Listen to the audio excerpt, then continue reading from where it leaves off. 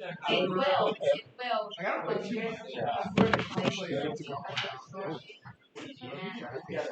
The mirror effect. Yeah, hold on. We don't want this then. Never mind. We'll open up the. Close it like that for now. Let's track you. Let's zoom in.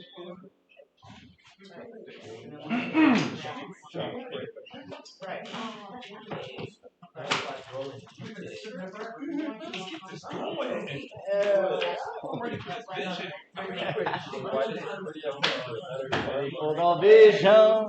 I can see the vision already. Yeah, you should be good. What's up, KW?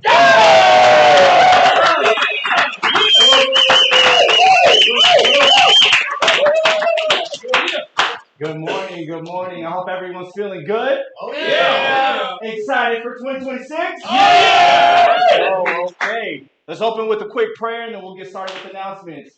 Heavenly Father, thank you for the energy that I feel in this room every time I come in here. We have to have the most energetic office in the whole AV, maybe in the whole country. So I thank you, Lord, for providing that energy for us through nutrition, through rest, through friends, through love, through family. God, you are so good. You have given us the vision. You are the visionary. It's not my vision. It's not Gary Keller's vision. Lord, I want to follow in your vision, in your promise, and what you have for us, and what you want to deliver to us and for us, Lord. I pray that even though we're excited to receive success and do things that we can achieve, our goals, Lord, I pray that we still focus on your will and what you have for us. Lord, I pray that we don't continue to run away from what you have for us because we know we can be swallowed by a whale or a fish, whatever you want to say, just like Jonah, right? Running away from you. But you still brought you had a vision for that as well. I don't know if anyone knows the story in here, but when he was swallowed by the whale and spit up on that island, these people believed that God would come from the sea.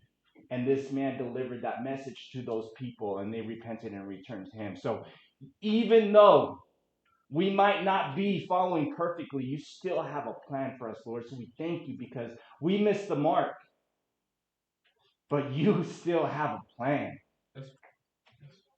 I thank you that we can continue to be the light in the Antelope Valley, that we can lead with influence, we can lead by example, we can lead through your spirit, and we can also be great followers by following you, God. I wouldn't say don't judge 100% a man or woman by the leadership, but by who they follow. And I pray that we can follow you. I thank you for abundance, Lord, for continued success in the AV, for continued success in California, for multiple listings, buyers and sellers, and that we can be an amazing gift in a sense to those people that you would connect us with, to all of our clients, that we don't just see them as clients, we see them as relationships that we get to build, and we see that we can be an influence in their lives, and I pray we can be an encouragement and a positive influence. We thank you for 20 years of being number one in the AV. And for another 20 years of being number one in the AV. We thank you that this business is God, family, then business.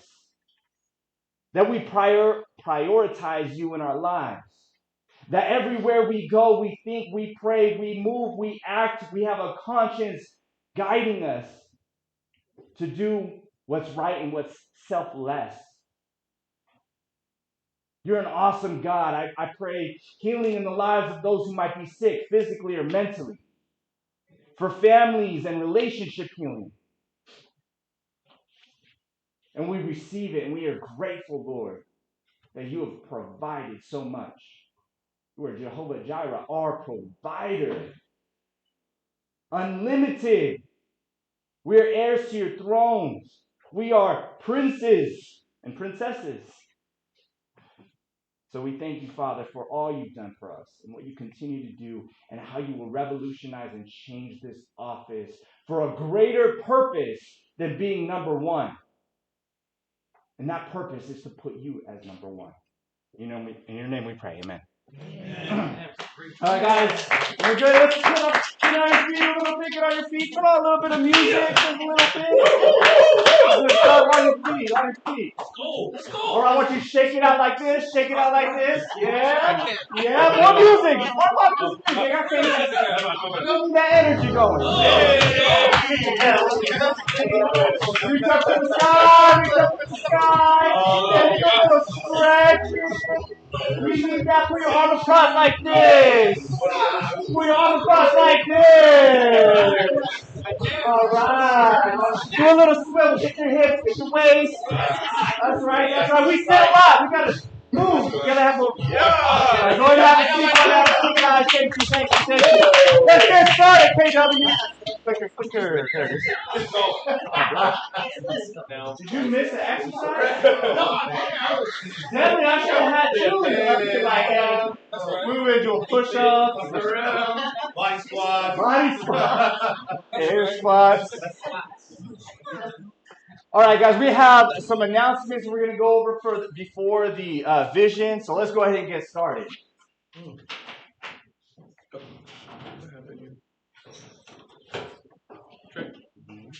There we go. So we're here. Keller Williams believes that we are here to build careers worth having, businesses worth owning, lives worth living, experiences worth giving, and legacies worth leaving. To be the real estate company of choice for our agents and their clients. For our agents and our clients. I mean, that was always my thing. I want to be that person of choice for my clients. And when it was like, okay, Tom, now you're going to work on Keller Williams. Okay, now I want to be the office of choice. Not just the office of choice, but the offices. The companies of choice. Not like, oh, hey, you're a forester, you feel obligated or tied or blocked in. No, it's like, I want this. I want to be there. So that's what we're hoping, praying that we continue to believe in. God, family, then business, like we said. All right, so we have our first sponsor to go ahead and come up. Woo! Yeah! Good morning, everybody. Don Treble with First American Home Warranty. Just running some numbers. I have been doing this for 31 years. Wow. I have sold over 80,000 home warranties. Wow. That's a lot. Yes, I was doing the numbers. That's a lot of home warranties. That's a lot of air conditioning things. So we've talked a lot about who you work with matters. Because who you work with matters. That's the grown-up version of tell me who your friends are, and I'll tell you who you are. How many of you have heard that growing up? Oh, yes. A lot.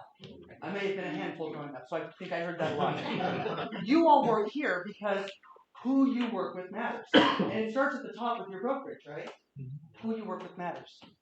And that's why we're all here, to start. So keep that in mind. And I wanted to reiterate, because I've been telling you for a year, who you work with matters, you should be working with me. Mm-hmm. Let me tell you what that looks like other than 82,500 home warranties. Prompt responses, those of you that have texted me know that I'm responding almost before you hit send. Mm-hmm. Clear, accurate answers to your questions. I'm not going to dance around things. I'm going to tell you what it is and why it is.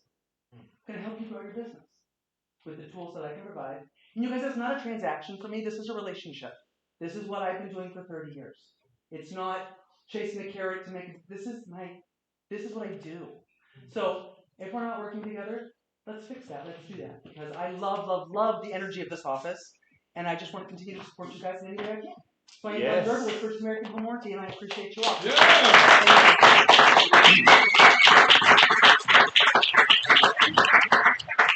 I don't text Dawn often, but when I do, she's like, boom, boom. Literally, like, almost before I hit send, she's texting me back.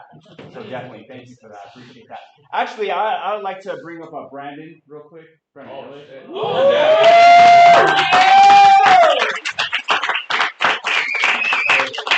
we're happy you didn't go to EXP.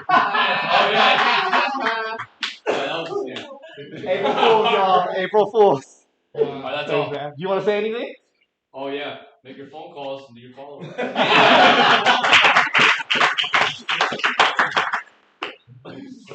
Oh man. All right, you guys, we're gonna do The Price is Right.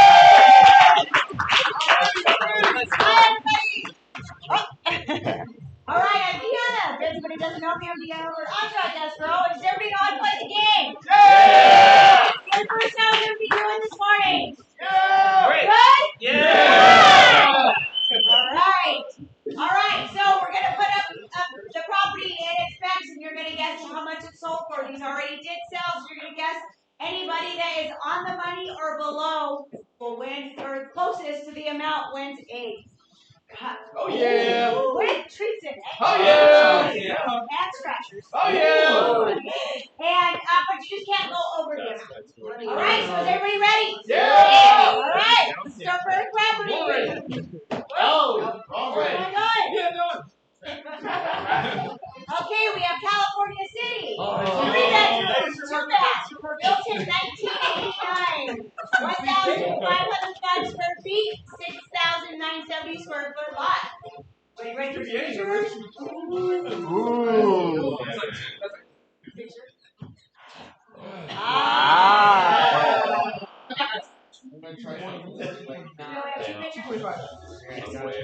Money. All right, everybody put in your bids. Yeah. That's 25. We have 230, 327,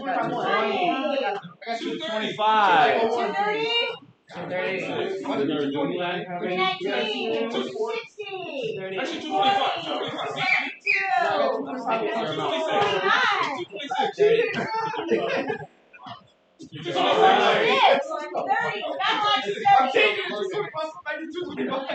All right, we have 325 on Zoom.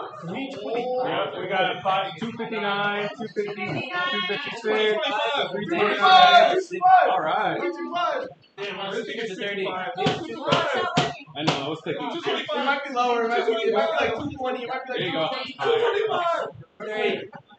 All right, everybody got it in this?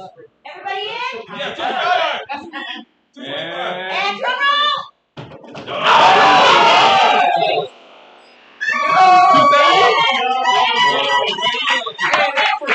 Anybody over 260? Nope. Anybody over 260? All right, we have a winner! Let's go.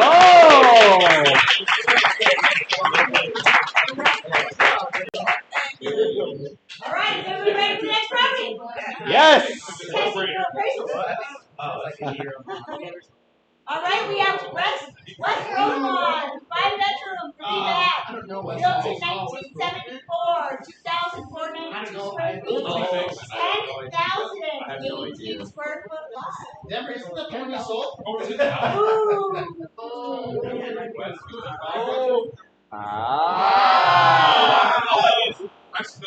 No, I think that's 490. Yeah, I would say it's Alright. 49. 490. Okay, everybody put in your bid. 489.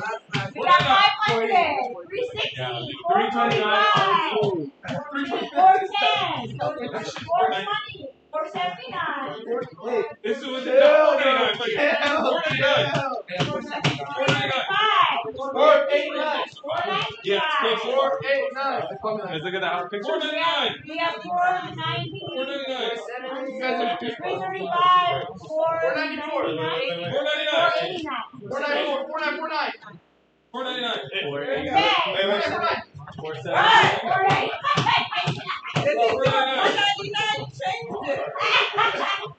All right, everybody, drum roll.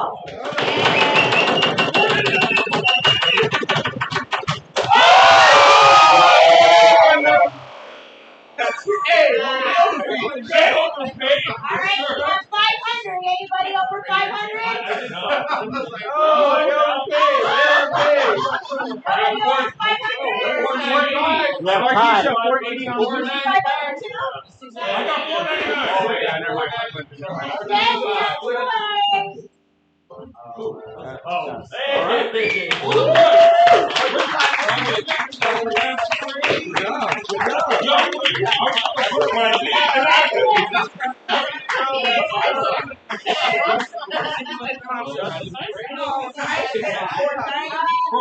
One more. Come on. Okay, last one. West Boston. 5 bedroom, 4 baths, built in 2004. 5,036 square feet. 16,552 square foot lot. That's like 9 foot. 2 garages. And then add another 1.2 million. Entry on Zoom. Let's get some guesses. Wow. That's nice for the slide. Not 25. All right, put in your guesses. Not 25. That's I'm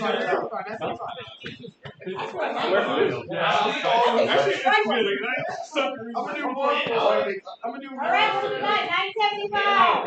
That's a million. That's a million. 899. 14. 142. A million? Oh, 25. 910. A million 25. 42. A million 25. 349. That's a big lot. A million 25. 965. Really? 149. 5,000 square feet, right? A million. That sucker's a million. All right, everybody got your guesses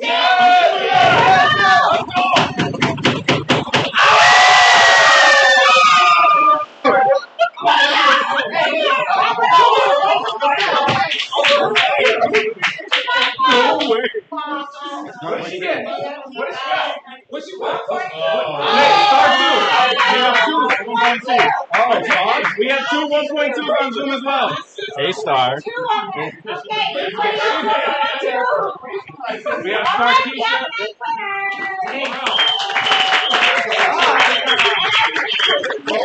And Angie as well. Angie Sorn. Angie and Star will get one when they're here. Also one on Zoom. Please go to On Track Escrow to get your prize. All right. Thank you, everybody, for playing.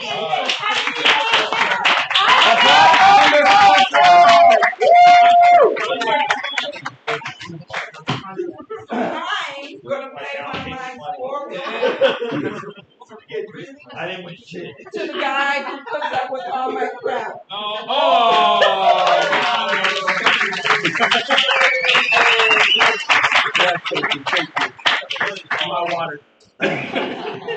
Thank you. So with all of that, thank you guys for contributing to On Track Escrow. On Track Escrow is a place I'd love to go to now. It wasn't all, it started that way, then we had a rough patch, but right now it's like you walk in there and it's a whole new world. Everyone's excited. They're hitting new goals. They're like stepped up their goals. I think they're next month their new goal is 60 transactions open. So like they are crushing it and they're delivering exceptional service. Yes or yes? Yes. Yeah. Thanks, On Track. All right, we get a moment to pitch your listings. I believe they would have had to already submit them. Yep, they are already here. They are already here. So, Lena first. Lena. Okay.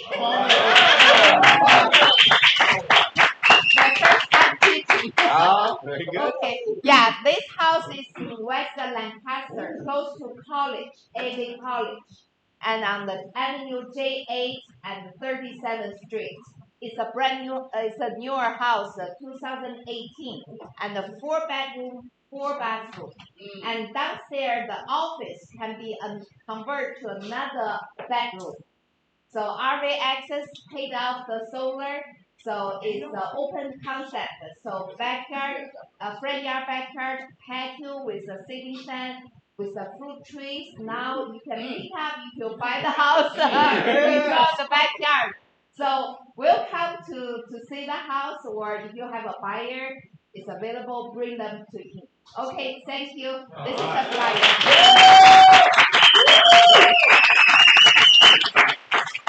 What's the lot size on that? Nice one. How big is the lot? How big is the lot? The lot is 7,600. Oh, okay, that's good. It looks even bigger than that. Yeah. It does. Size matters. Next. Next Oh, up, I got you. Jason Cordero.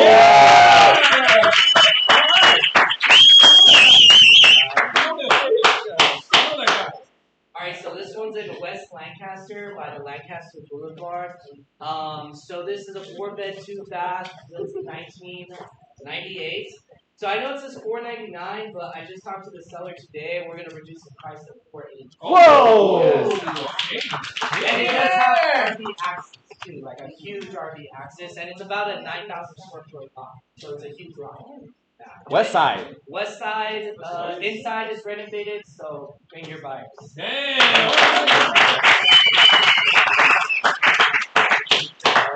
Very nice. Very nice. All right, you guys, the requirements to present your listings at the office meetings. You have to be present in person, which you two were here. Listings have to be submitted to Armando before Wednesday at 12 p.m. each week. 2 minutes maximum per pitch, so you both did amazing. And a max 3 listings will be pitched. So we only have 2 this time. So if you want to pitch your listing, make sure you scan that QR code right there. Or if for some reason you just got a new listing and you don't have the QR code, just go talk to Armando and he'll get you taken care of. All right, we got some April birthdays, y'all. Today's April 2nd. If your name is on this list, can you stand up real quick, please? Tyler!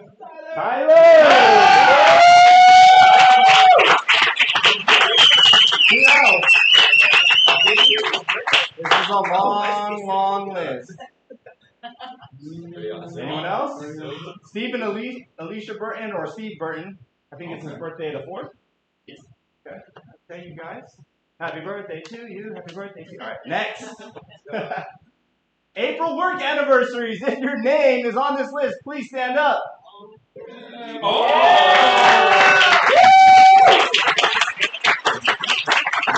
you. Congratulations. That's awesome. Anniversaries. Happy anniversary to you. Happy anniversary to you.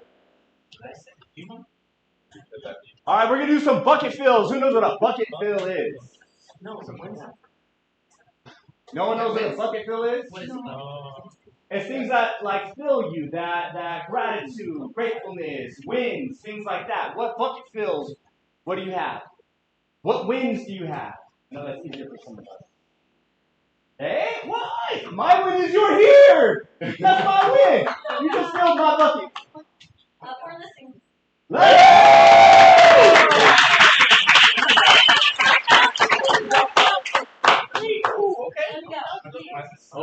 Open houses. Does anyone need to do an open house? Who wants to do open house? Raise your hand if you want to do open house. Just one? Just one? Okay. Well, you got your one. You got to do all 4. All right. What other wins do you have? What other wins? Oh, man. Randy. I got the team so far this year at 16 units close.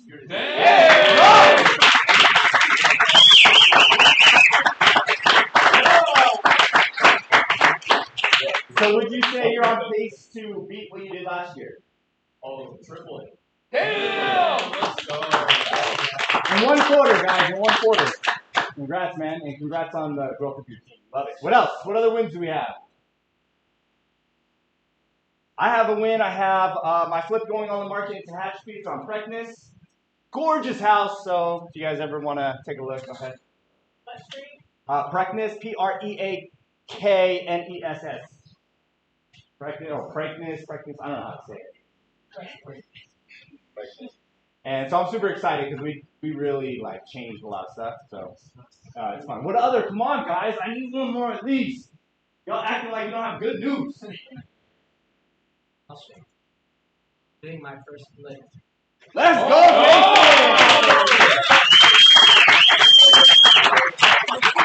Jason! I know a little bit about this flip. Can you share with us how much money out of pocket are you investing into this flip? $0.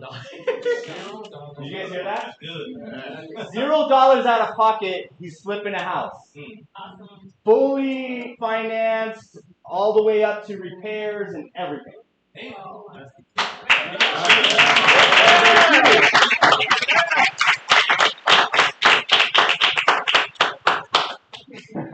couple claps. Got some big fans. So sometimes when you have a lot of bucket fills, you have to realize that not only do you have a lot of things filling your bucket, but if you ever need to move your bucket, it might feel heavy. But just because it feels heavy doesn't mean your bucket's not full. You gotta remember, like, hey, this is heavy. This is hard to lift. But you gotta remember, like, that's because my bucket's full. You know what I'm saying? Make sense? Yeah. So, all right, congratulations to our capper.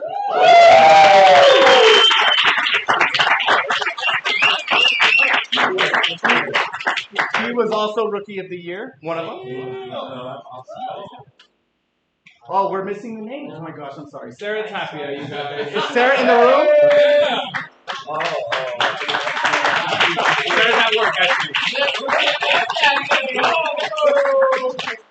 Congrats to our cappers, guys, and it's so exciting because now we'll have more cappers because the caps reduced, right? It's better, more exciting cap. All right, so what's new, you guys? We have a AI takeover day. Who knows what this day is all about? Okay. Anything else? Any more information? How to implement AI to your business? Yeah, more than implement.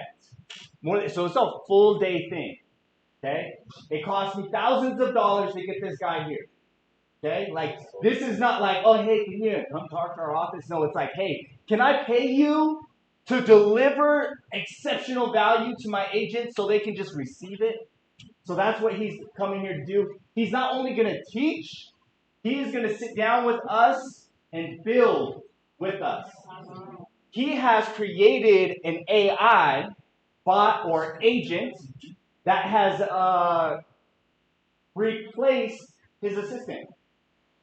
So he saves over $60,000 a year because his AI agent. So do not miss this class. Everyone's already signed up? Sign up right now. You're signing up right now? I already signed up.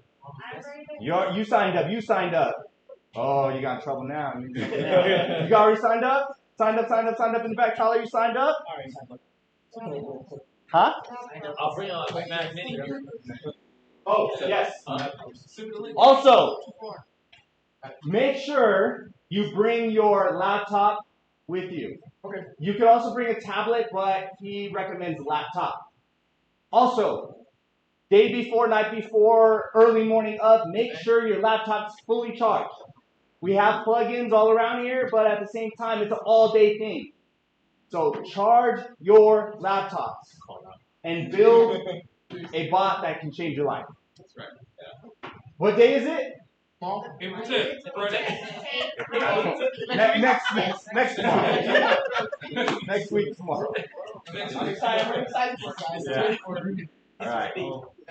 I gotta stress this. Raise your hand if you signed up. Raise your hand if you signed up. Just did. Sign up as a Signed it. Okay. Yes. We got like half the room, guys. You gotta make sure you're. We're also gonna deliver lunch.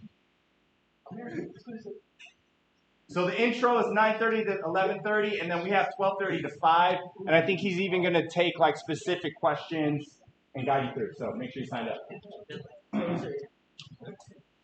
Built like a closer, we have KW Fit and Morgan Express and Hardcore Fitness combining for a special event. The registration is $10 if you guys want to go. You're going to train with Carlos Morales at Hardcore Fitness. So, he what? He's so bomb? Okay. I think Demery's so bomb. I'm going to go to Demery right now. But you're going to be there. You're going to be there, right? Not this Saturday. Oh. Thomas, can I say something? I was asking what property you were supposed to. Yeah. Oh, so that's what we're doing. Good. Woo! I love it. That's it. Come on, yeah! Who got a fire? That's all right. It's really pretty.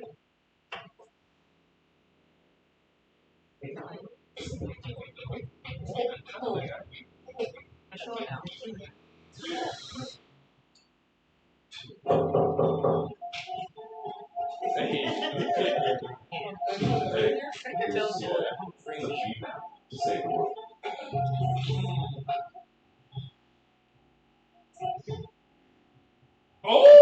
yeah!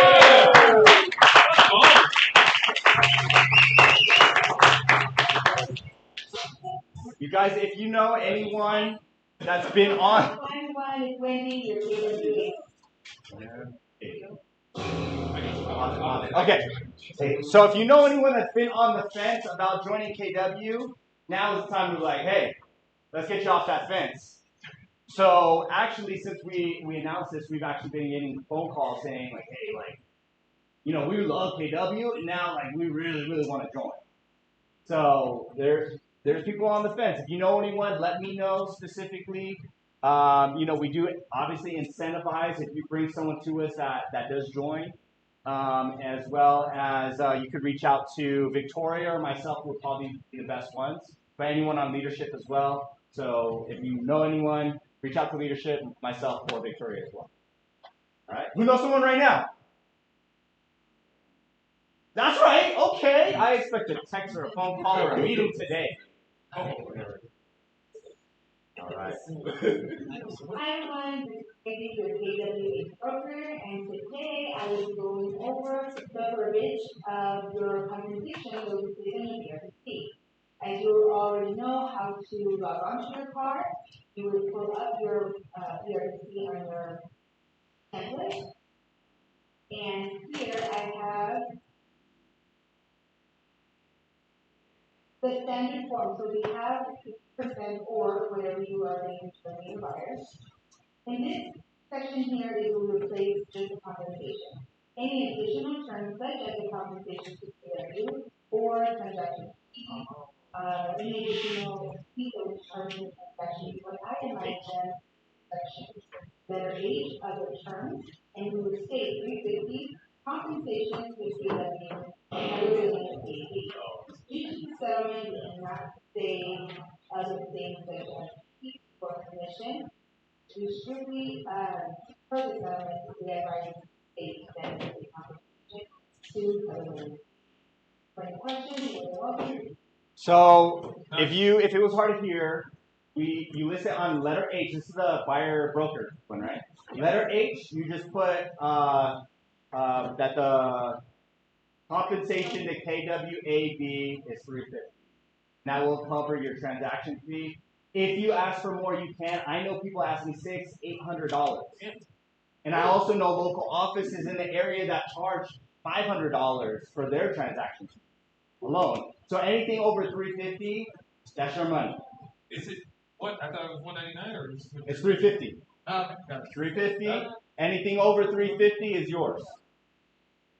But I think you have to designate that, correct? If it's $350, anything in addition to, you have to state that in writing too. Compensation to whatever, whether it's your TC or it's for doc filing, whatever, you have to specifically state it on line H. So just your item. $350. Yes. It's now $350. Line H of the buyer broker agreement is where you would charge that to your client of the buyer broker agreement, and then we're going to take a look at where it's at on the listing agreement. Hi everyone, it's Wendy, your KWA broker. Today I will be going over your listing agreement and how to properly disclose your compensation to KWA. If we log on to card and we pull up the listing agreement, on letter C1, you still put your compensation of what you're charging for seller. However, for any additional fee, go down to letter K, additional terms. In here, you would place the compensation to seller baby or any other fees such as fees or staging, etc. You would need to itemize the fee and bundle this out. So here we would separate the KWA compensation and also the revenue. If you have any questions, you're welcome to talk. Like she said, you can itemize it. So if you have a TC fee, then you put TC compensation. Do not use the word fee. Use the word compensation.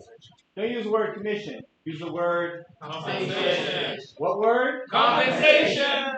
I'm saying that because I gotta remember it. What's the word again? What's the safe word?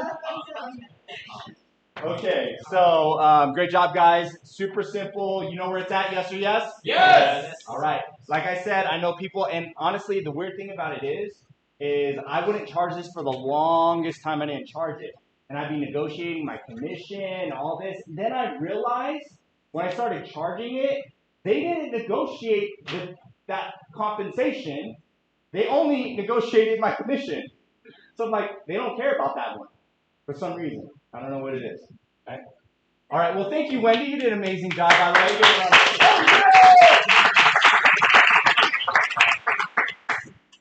All right, guys. Let's get into the vision.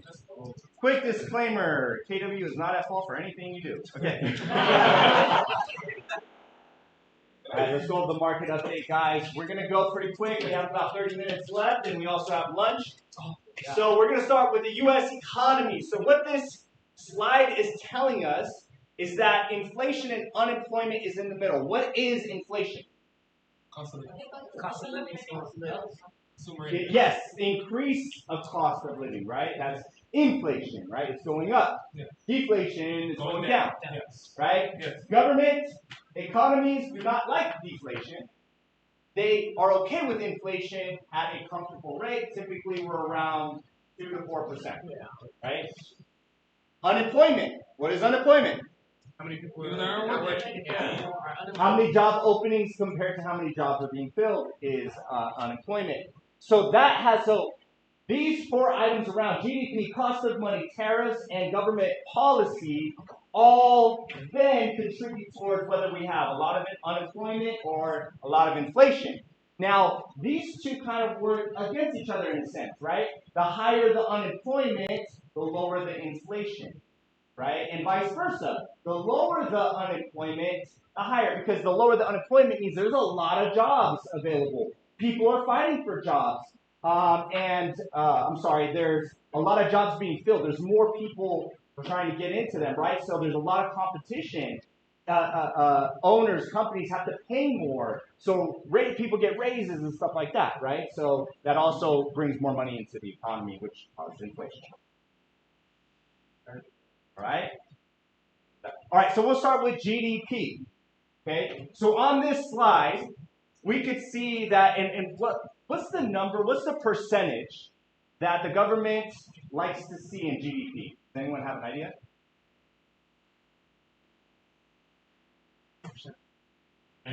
Annually, yes, thank you. 2% is kind of the bottom, yes. 2 to 4% again is kind of a good safe area, 2 to 4%. Right? As you can see, we've kind of bottomed out a little bit. In 2025, we're at 2.2. In 2020, what happened in 2020? COVID. Right? COVID, everything stopped. And this is, by the way, this is year over year change. So you see after, on 09, there was a negative, and then the next year it kind of shot up a bit. Same thing in 2020, but that was a crazy one. Then all of a sudden there was a high demand for so much product. So then, boom, in 2021, we shot up 5.8% increase in our gross domestic product, right? And so right now we're at a reasonable level, and the government would still like to see that increase as well. Unemployment. So this is where this graph will show us where we were for 2025. Unemployment was at a healthy rate at 4.2%. So you can see where it's been year over year over year over year. So around 4% is a healthy place, but there's other indicators driving up inflation. Okay? Has anyone noticed anything with prices again? Yeah. Gas low. Gas is high. Gas went up. Gas goes up. Everything goes up. Yeah. Beef Right. double. Beef? Mm-hmm. I can't have carne asada tacos anymore. Yeah. So we do see that there was an uptick in inflation. This graph does not cover that because that was basically first quarter of this year. Okay. All right, this is an unemployment graph. If you fast forward all the way to December 2025, you could see that it's getting really close. That's where that approximate 4% margin is compared to availability of jobs and jobs filled. Okay? Inflation, here we go. So we are predicting what's going to happen in 2026 here. 2026, we believe that inflation will be at a healthy number, which is 2%. 2%. 2% inflation, right? So you see, 2021, 2, 3, we had a crazy peak, right, of inflation. Prices just going through the freaking roof, right? Insane. Now we're getting back to a healthy level of inflation. And guys, this has all to do with the real estate market, because if there's inflation, what's going up in price as well? Commission. Did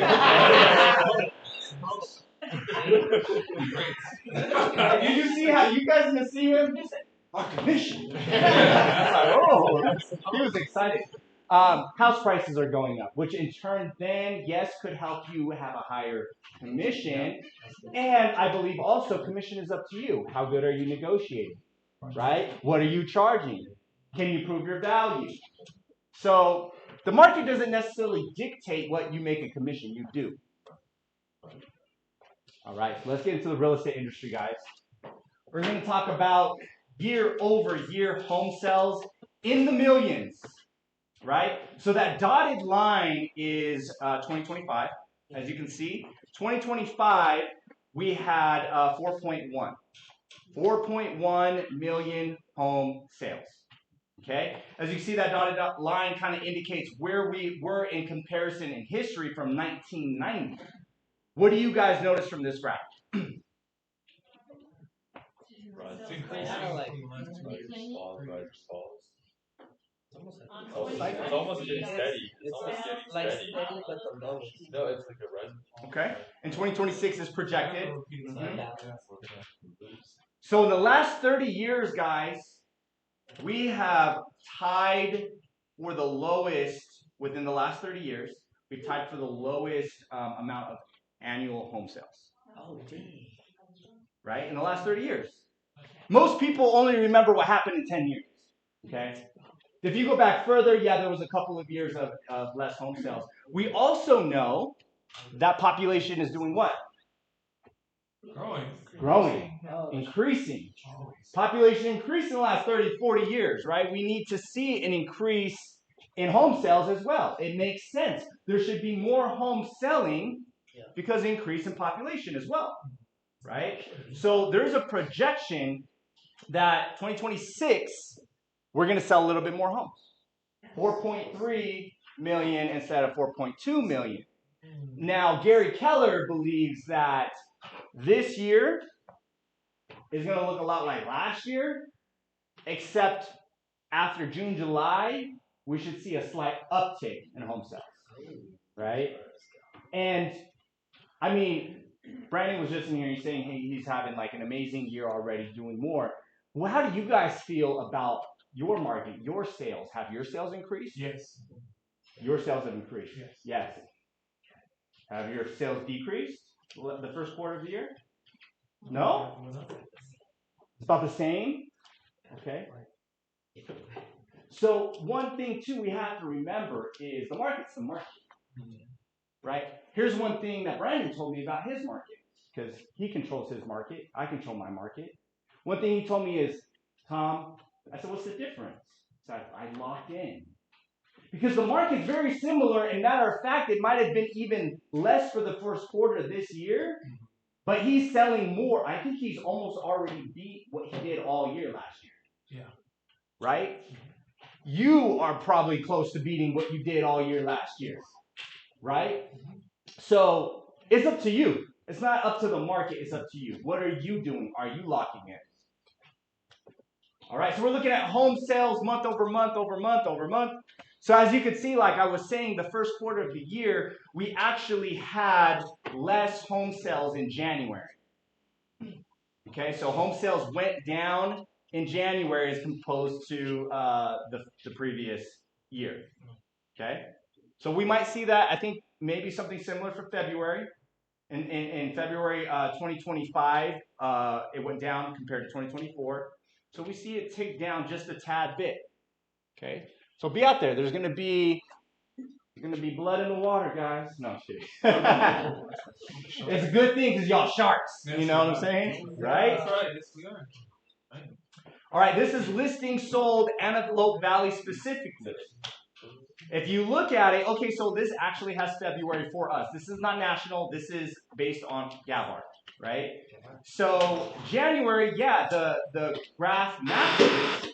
February, we actually had an uptick in sales, right, year over year. So that's amazing. And then we hope that trend continues because March was a great month last year. April was a pretty good month. May was a great month. So we hope that trend continues, that we're actually going to match or beat those numbers from last year. Median sold price. This is AV as well. What's the median sold price in the AV? 450. Yes, you're all right. There's something weird about medians. Yes. So we're looking at, it depends an average too. If we look at an average, yeah, we're around 420, 430, right, on average. So median, okay, our home volume is the volume or price of homes. Do you feel that it's higher than last year or lower than last year? Lower. Lower. A little bit lower. Yeah. A little tad bit. It really depends on where you're at and what you're seeing because it's been pretty flat. We've seen some downtick. Overall, nationally, they are a tad bit lower. Just a tad. Home prices. Okay, so we are seeing this has to do with home prices nationally. And this blue line is the trend. The light blue line, you see that? Yes or yes? Yes. Okay, that's the trend line. Does anyone know what the trend line is? What the government consider it healthy? The government does consider that healthy, yes. Healthy, like inflation or increase in price, right? So basically, the trend line is the historic average of growth in house prices. Okay? This is house prices in history, right? So what can you tell me based on this graph? We're above We're the above. trend. How much? 7.4%. Yes, sir, 7.4%. Well, yeah, you got to read the graph. 7.4% above the trend line. Okay, you're like, what does that even mean? I don't understand. So here, let me explain. So, can we all agree that real estate always goes up? Yes. Seems like it. Remember, was anyone in the room here in 2006 in real estate? Yeah. 2006, 7, 5, 6, and 7. Remember, that's when the market kind of like did what? First it paused. It was just like, nothing is selling. House was on the market for a year. Nothing was selling, right? And then shortly after that, it crashed. Yes? Yes. But what were the clients saying? Why were they saying? Why weren't they buying? Why weren't people buying in 06, 07? Waiting for the prices to go down. Programs available because there were people who want to buy, but the supply market went out. Which all boils down to what? Declining prices. Price. Price. There was fear in the market because people were afraid of buying a home because of price. Guess what? I wish I could be, how old was I back then? I don't remember. 18, 19. Again, and be here and go, I'm going to buy everything I can at the top of the market. Why? Why? Because it's It's way higher now. It's going to be way higher later. Look where we're at now. So high. What does that tell you?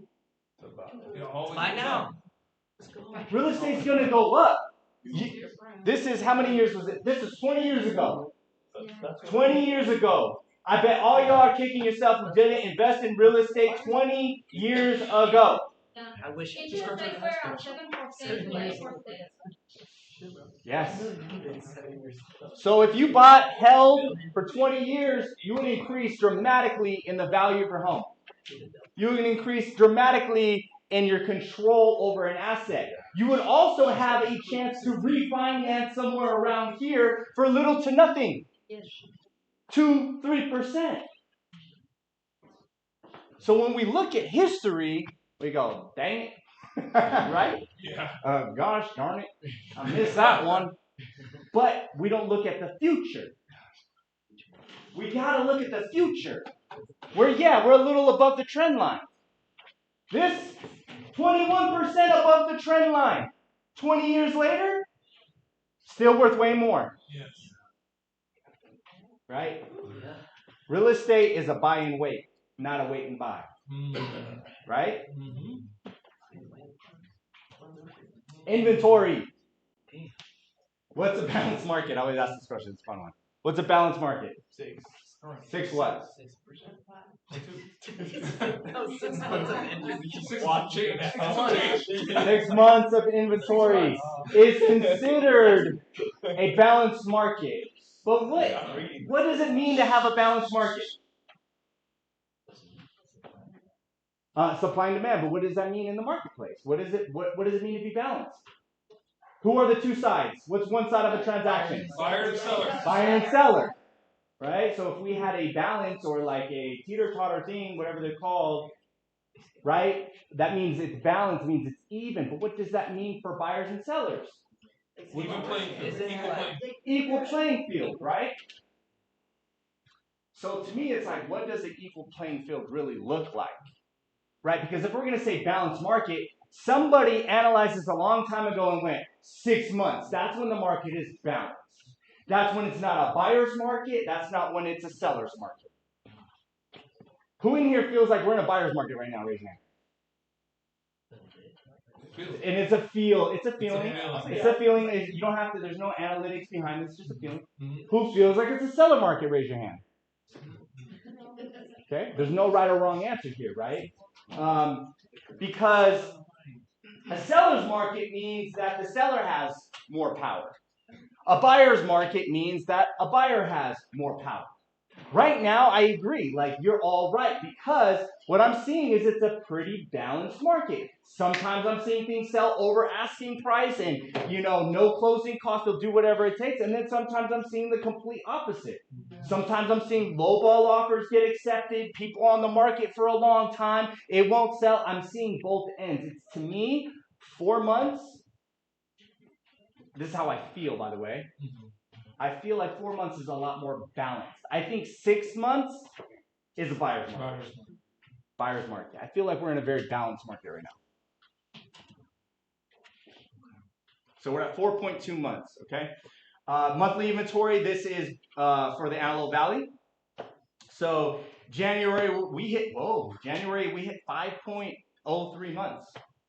February, we hit 4.67 months. So January was probably feeling a lot more like a buyer's market. There was a lot, not a lot was moving in January. February then kind of calmed down a bit, got back more into a closer balanced market. And March, we'll see what happens. But I feel like it's around the same, about 4.6 months or so for houses to sell. Who has a house that's sitting in the market and has sold and kind of on there for a while?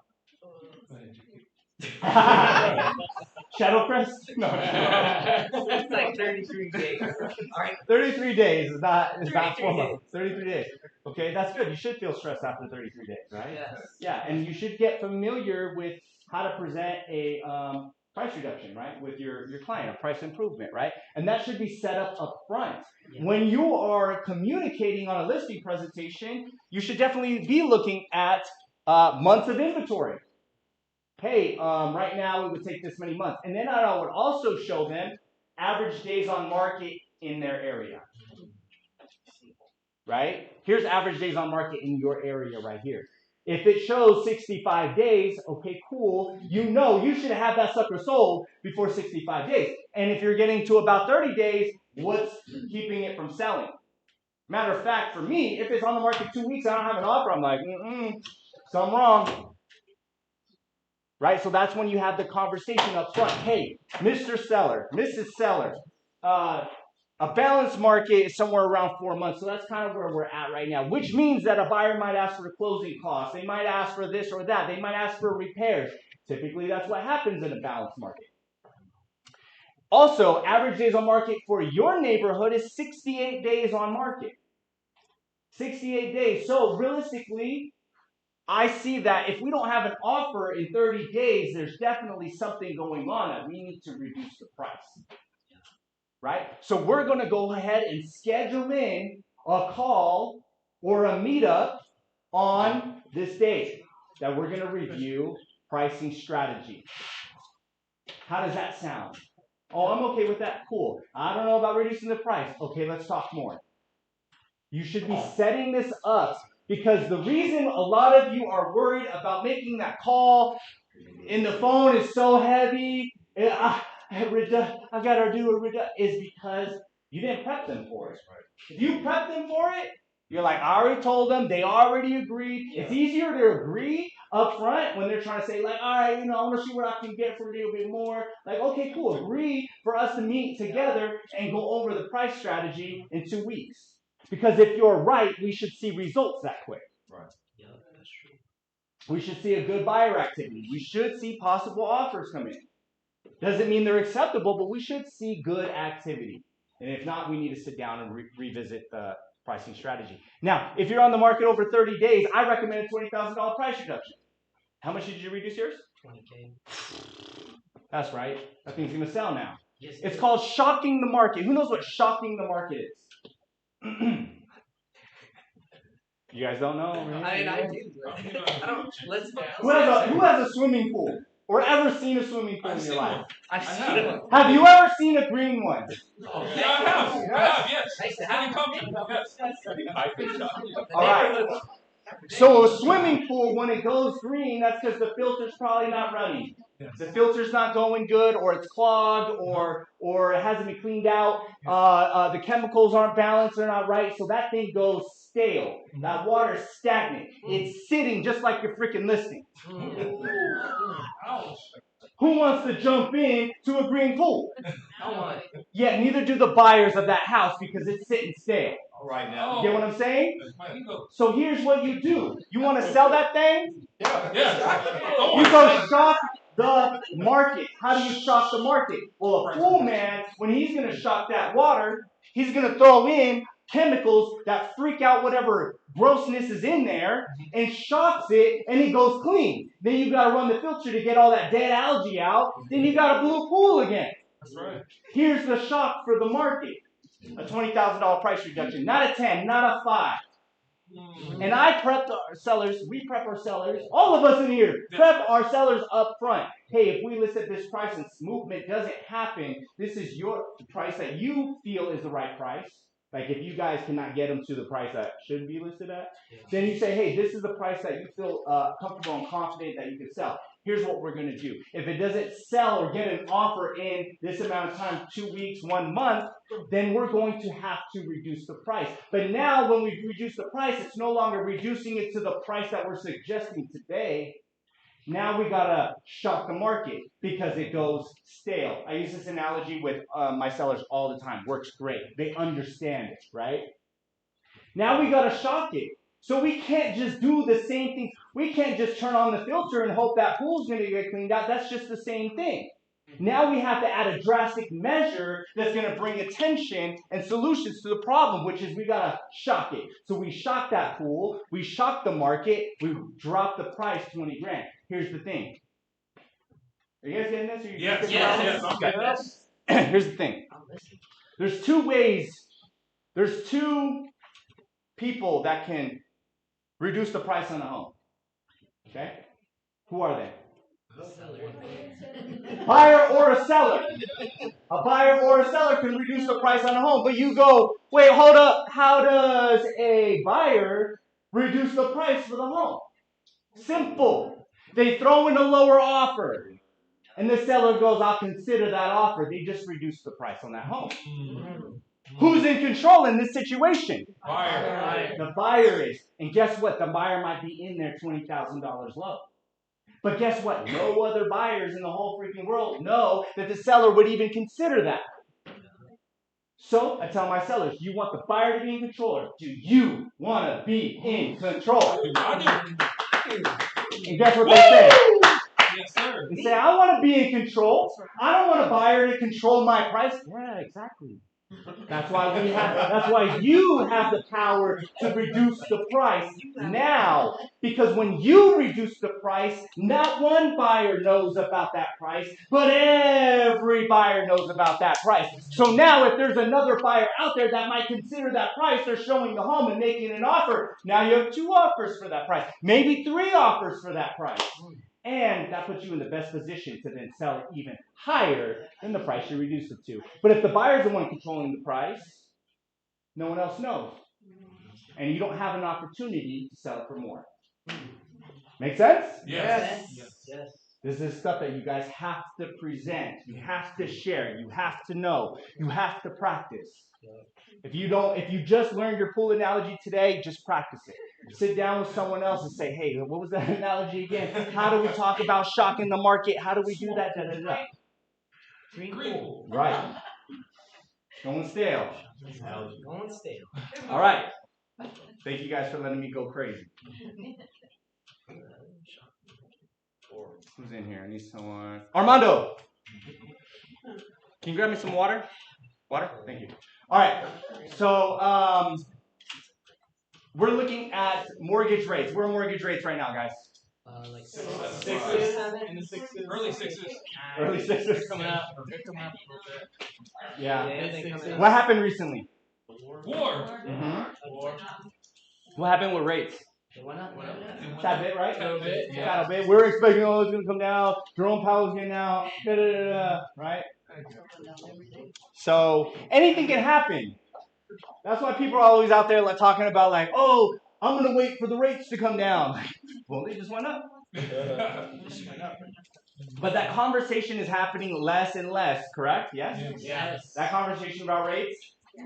It's not happening. Like, remember when it first, oh my God, the rate. They were talking about the rate. Like, that used to be like the number one objection everyone was telling me. Now I like rarely ever hear it. Rarely ever hear it. People are used to the rate now. They're used to the rate. Yeah, they want a good rate, but they're used to the rate. So, we are projecting that in 2026 the rate will go down. But we don't know for sure. You know, again, the war has caused a little bit of turmoil. And we're hoping, praying, wishing that it will come down. There was rumors saying, oh, it's going to be mid to low 5s. Now we're projecting 5.9. Mind you, in the 5s, somewhere in the 5s is going to change your world in real estate. Okay? But you can change your world no matter what. Right? I mean, if we look at these lines, right? We're looking at these the green dotted line. That's over the since 1990, rates were at 6% on average. Okay? Historically.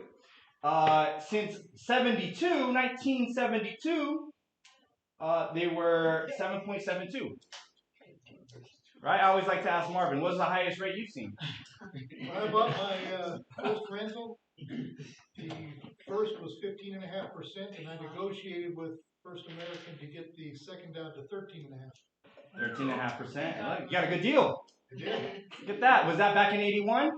That was 81, 82. Yeah, see, 16.63%. So the payment on that $69,000 house was more than on my $375,000 house years later. There you go. That's right. So this is a great interest rate if you look at it historically. Historically, it is a great rate. It is a great rate. The thing about rates and the thing about borrowing money is very interesting. Because if we have inflation, what does that mean about money? It's worth less. It's not worthless. It's worth less. Right? You have less buying power with the same dollar. Yes. Here's the thing, though. You go borrow $1, right? And when you go pay it back, you still pay back $1, but that dollar you're going to pay in a couple years, and there's been inflation, and so now that dollar's worth less. Yes. You're paying back the same money with less money. Yes. That's the crazy thing about borrowing money. You got to be strategic. You got to be smart, but you also have to be open to understanding as I'm paying this 30-year mortgage, actually the dollars I'm paying back are worth less. So really it costs me less. All right, guys, mortgage rates, this is just basically stating that right now, it were in January of 26, so it's not right now. It was around 6.1. What are we at now?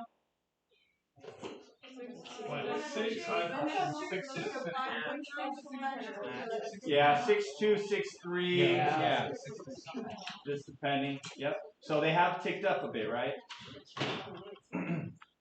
Oh, I like this one. This one's really good. Mortgage rates. Again, so how would someone actually have a mortgage rate? What do you have to have in order to have a mortgage rate? A mortgage. A mortgage. I know that sounds funny, but 39% of all homes have no mortgage. Okay? Paid off. 39%. So over 1/3 of homes are paid off.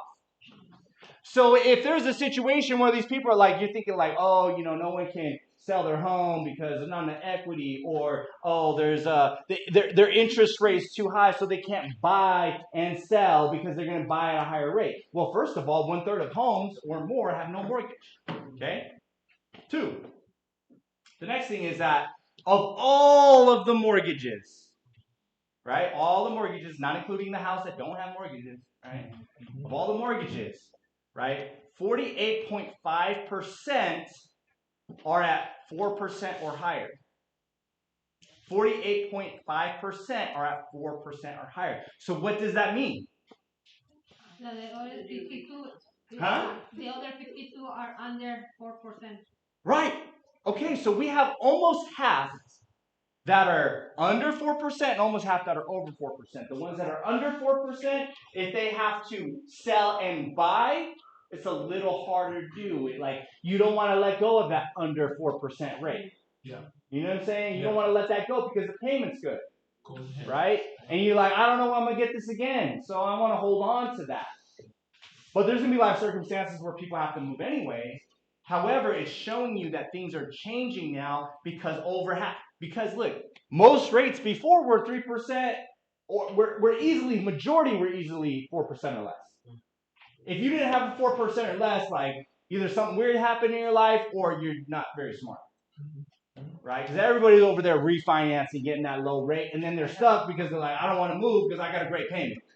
But now we're looking at rates that are comparable. So if you talk to a seller, their rate's probably 4, 5, 6% as it is right now. So when they have to go buy another house, it's not as difficult for them to absorb or digest the fact that rates are at, 6.2, 6.3. I mean, you can get an FHA right now probably for around 5.9.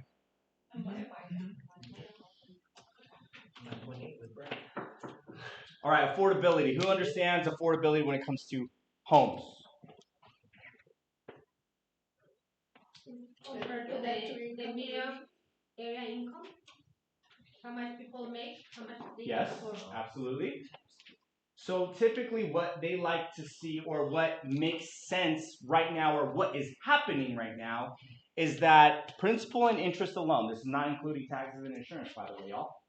Principal and interest alone are costing people about 1/3 of their income. If you see right there, it shows you 32% in 2025.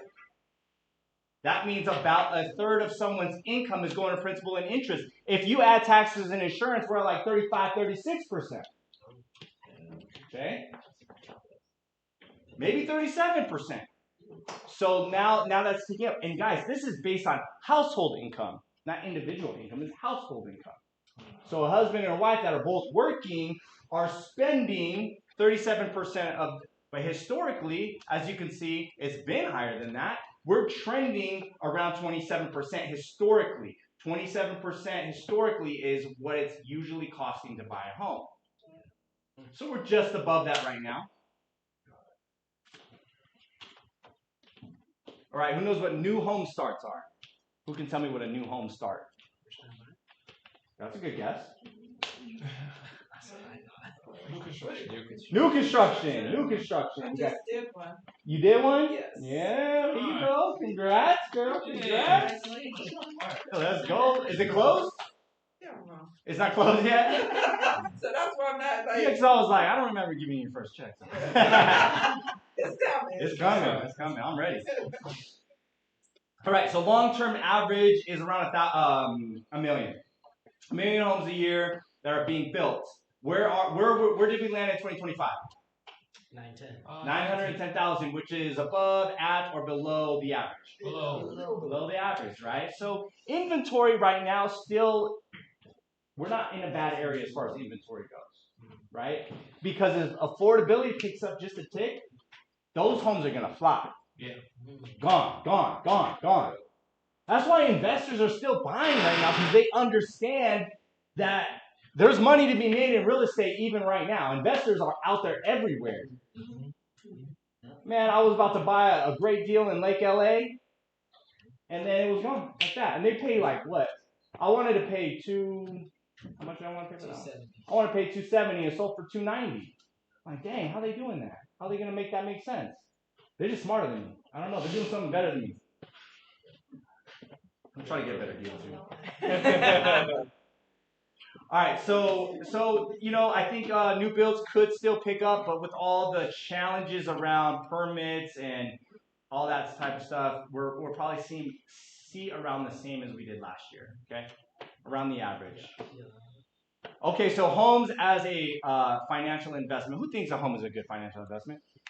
I think so. No, you gotta raise your hand. I'm sorry, I can't. Your eyebrows and your head nods and okay.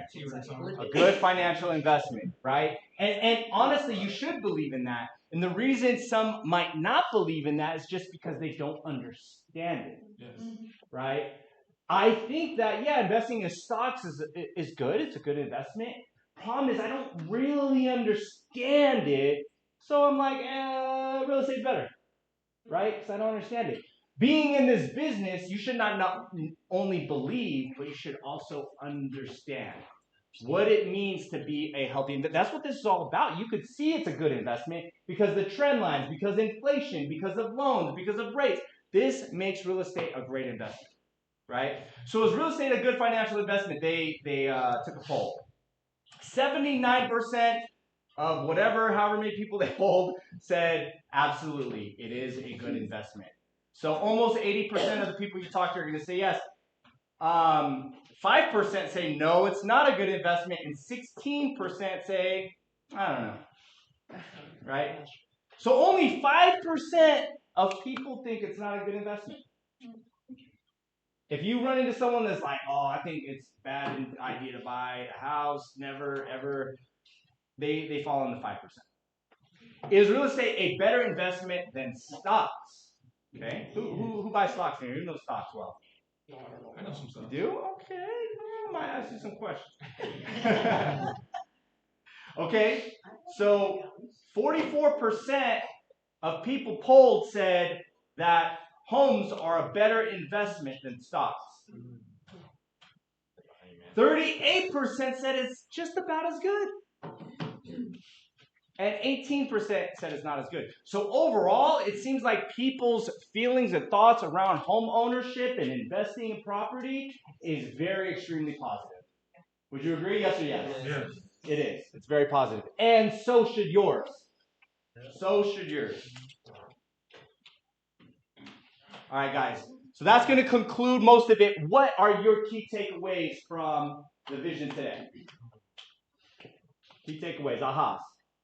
For me, there is possibility at every time, just depending on you how you see the present time. Yes. And make it happen. How do you use the present time? How do you win in the present time? So with information, education, such as you gave it right now, it's like, okay, so we're good, the average, the interest rates they're always being higher, there's always being situations, not problems, situations where we have to work with. Exactly. Yes. So I found that I get beat. You guys, I get beat out when I try to buy investments all the time. It's just like it's that all the time. That's okay because the ones I get, they're winners for sure. Anyways, So I don't go like, oh, I'm getting beat out. I don't go, woe is me. I go, what do they know? What do they know that I don't know? What do they know that I don't know? That's usually the question I ask. Sometimes sometimes they could be dumb. But but I ask myself, what do they know that I don't know? So what I found is by asking that question, I found that some people buying these homes are buying to hold. And the way they buy and hold is they do midterm, short-term rentals. They rent out each room, or they section off the property to where they can have almost like an ADU, but they don't have to get permits. They can just section off the property in a manner that allows them to rent it for a significant price. So they're able to pay more money for this home because they see more value that I didn't see. Or that I didn't know, meaning knowledge of. I knew about it, but I didn't have full knowledge to have confidence in doing it myself. So now I'm taking that territory where I'm going, all right, it's time for me to take it. Because there's always an opportunity to buy real estate. Raymond this morning was talking about how now there's an Airbnb for your driveway or your RV access or your lot. So now you can rent out your spaces because people need to park their boats, they need to park their RVs, right? Like you mentioned Lake LA deal, right? Yes. So before in Lake LA, to be able to build an ADU, you have to have a second septic system, and it was expensive, the second one. Right now, you don't need that one. You just can connect to the main one. There you go. And right now, because it's unincorporated area, the county has free, already approved permits and blueprints that you can just download from their website. Wow. For free. So you save like around 8,000 on. Wow. See, I didn't know that. I didn't know that either. So that adds value for me to be an investor or to then give value to someone else that might want to do something like that, right? This is good key factors. What are your other ahas? The trend line. What about it? Well, just kind of seeing like house prices go up over time. It's like, so if I buy a house now, most likely it's long term it's gonna be worth more. Long term is gonna be worth more. And you can still get a good deal now. You should know how to get a good deal. Yeah. You know? There's nothing wrong with getting a good deal, Gloria? Yeah. The other thing I noticed on the chart for price over time pricing, that it's always go up and down and up, but always when up, it goes higher than the previous higher price. Mm-hmm. Like the prices we saw. The high is higher than the last high. Yes. Mm-hmm. Sounds like one of my best friends. Oh man. So basically, what goes down must come up, right? Basically. Yeah. Yeah, it's like reverse, right? Yeah. So cyclically we feel like, there are markets and it's a cyclical market. Yeah, well, we already experience and are almost in the down market. It's just down in a different way because you think down means down prices, right? It could mean less inventory or less homes being sold, but prices are staying stable. And that's more or less what we're experiencing right now. So we're actually in that other cycle. We're in the down cycle, right? And we're not seeing prices like significantly fall, but we're still in that cycle. Yeah. Make sense? What other ahas? Well, I think it's second off what she was saying is that understanding the numbers to be able to interpret to buyers and sellers in a way that we see it too. Like how you said, hey, 48 is like this, sales are down. Well, that's overall. That doesn't mean in my business it's down. That doesn't mean where I'm at. It's that way. You know what I mean? And to interpret it the positive way, optimistic way I kind of see it, to let buyers know the same thing. Because they might be looking at it and their cousins telling them, see, it's terrible. But if you're able to interpret the market to say, no, you don't understand. That means this as well. So to give those opportunities, that there's opportunity in the market. There's always opportunity in the market. Absolutely. So I think that was good. Just to see the numbers to show opportunity and give back to all other buyers and sellers too and see that same trend as well. Absolutely. Yeah, if you ever have a buyer that's like, I don't know if I'm doing the right thing. Like, well, if you didn't buy, you're doing the wrong thing. If you want to make more money or be worth more or have an asset in the future of asset growth, if you believe in financial growth, then real estate makes sense. Yeah. And then you can show them, hey, look, I don't know if you were alive back in 2007, but if you were, that you were probably thinking, oh, prices are crazy right now. There's no way I'm going to buy. That's dumb. That's a dumb time to buy. Yeah. No? It's just always buy. It's always buy. That's why I'm stepping up how many houses I buy a year. I usually buy 2, somewhere around one or 2 a year. So this year I want to buy 6.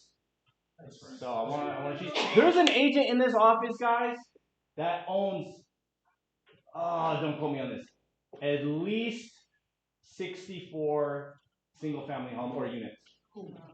I can't say his name because I didn't even know, so I imagine this might be somewhat private. But I was blown away. You would never think of who it is. You would probably not notice who owns that many homes and units in this office. I was blown away. I was like,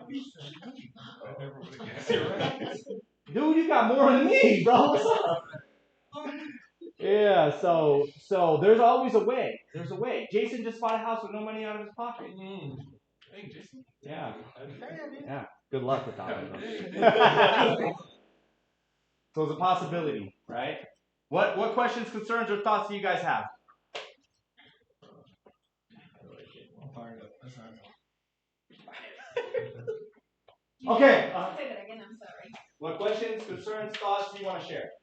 Well, no, just to reinforce, a lot of people are talking about this as harsh, it's a hard situation, it's a hard timing.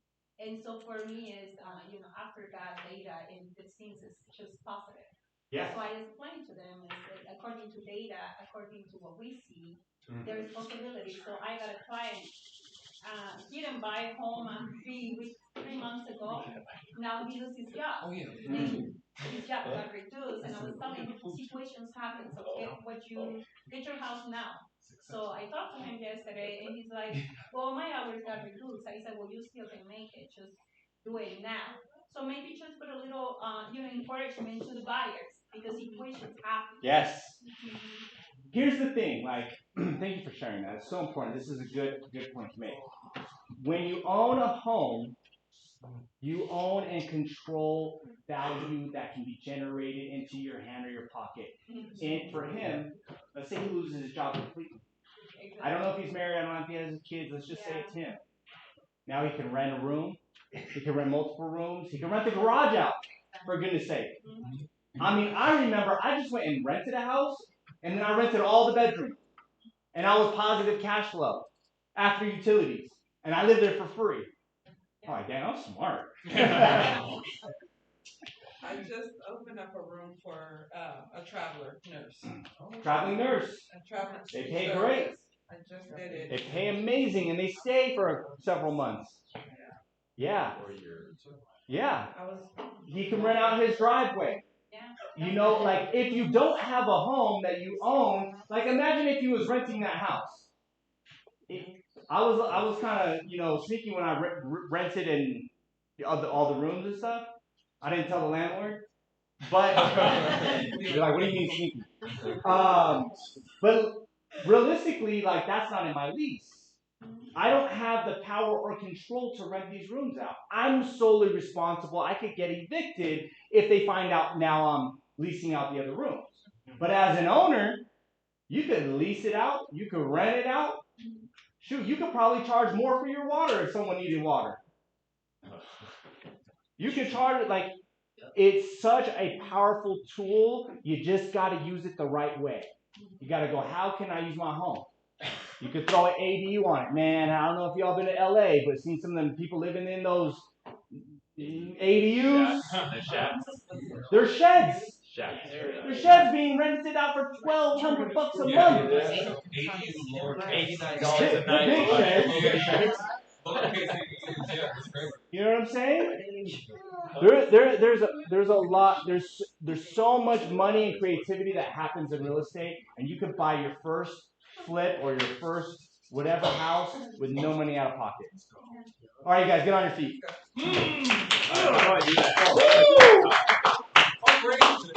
We're going to do affirmations real quick, and then we're going to have a good, yummy, delicious lunch. Oh, yeah. Courtesy of Dawn. Yes. We're going to do affirmations. Are you ready? Yeah!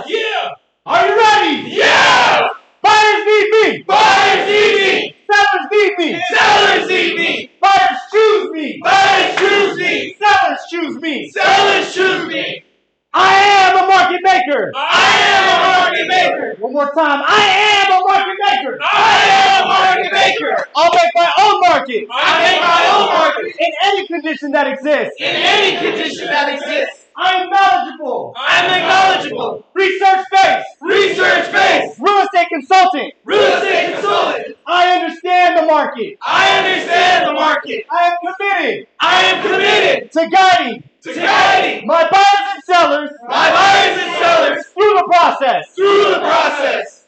I am a great agent. I am a great agent. I am the best agent. I am the best agent. We are the best team. We are the best team. We are the best office. We are the best office. KW all three. 1, 2, 3. KW.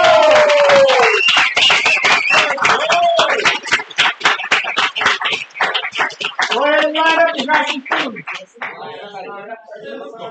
Someone can open up that door right there. I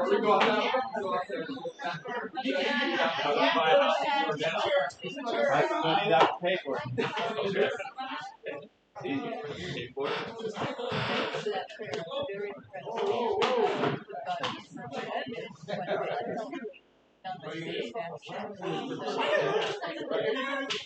I'm glad I can bring them back. I'm here for this stuff. Okay. Which is it, a laptop or? Okay. Have you had a chance to talk to Armando? Yeah, but I hear I go inside your room and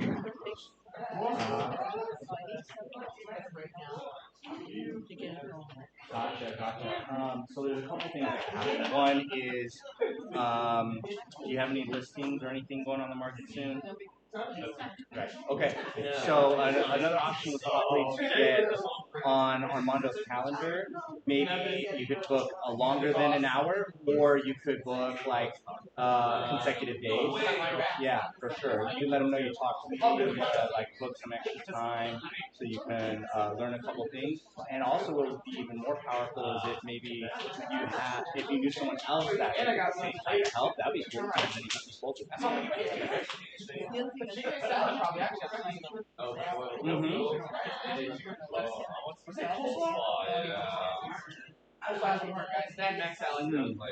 But I guess it just depends on value. First thing I would do is find out what is their pain. What things are painful for them about them. Right? Okay, so that's painful. Then I would then go look at that and say, like they want to go to Simi Valley, but they can't afford it to go to Simi Valley. So what they spend, if they're going to buy a house there, they will spend in gas. Right. It's not any different. Exactly. So let's see here.